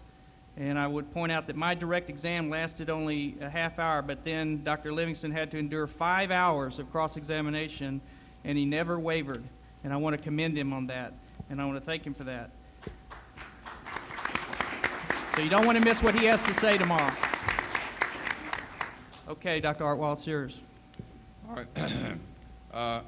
I don't really have much to say. I just want to make a few comments on Gary's talk. I am not a member of JAMA. I've never been a member of JAMA, and I don't subscribe to the magazine. And I disagree with their position on health policy. I think this country needs a big change in the way we administer health care. Dr. Aguilar said that experts can't make mistakes, or implied that how could any pathologist make such a basic error? But it's very interesting. Can I have a skull slide? Because in my mind, there's a confusion when people say the back of the head, and I think there is just, I think it's a, well, hold on, let me get going here. I'm not convinced I'm not convinced that the doctors could not see the cerebellum. And I'll show you, well, just give me a skull film.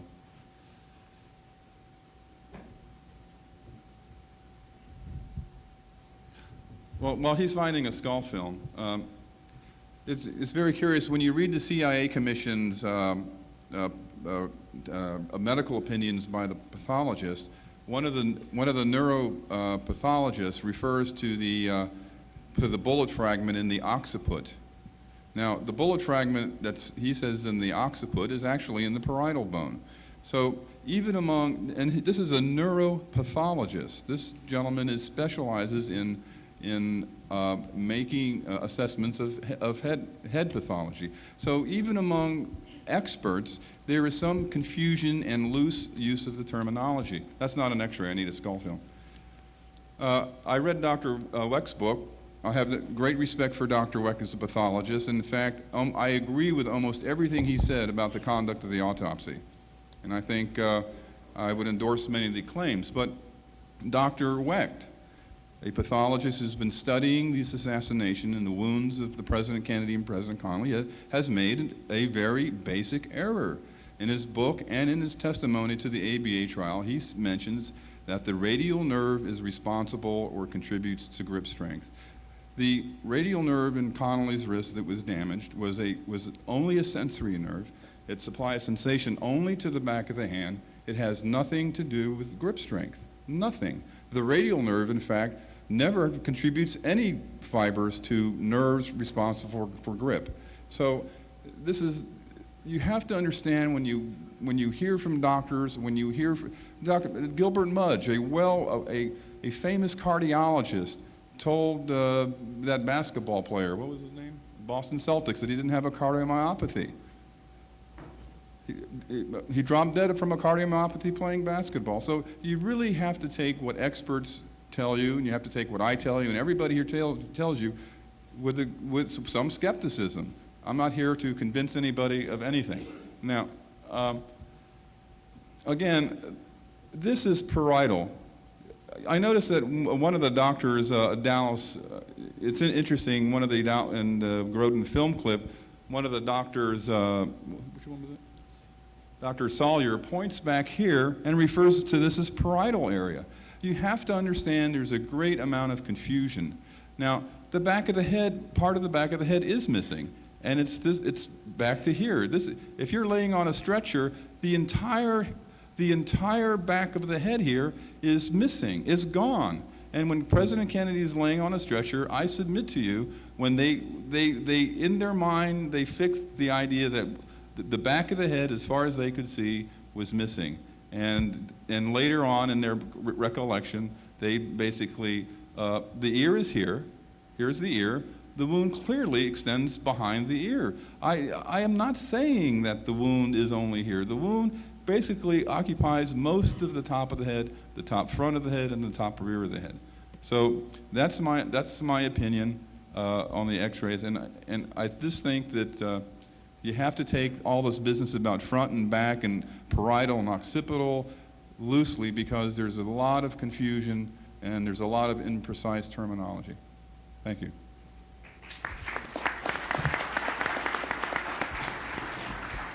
Okay, at this point, we're going to take a 15-minute break. We're going to start back up at 4:10 or 4:11.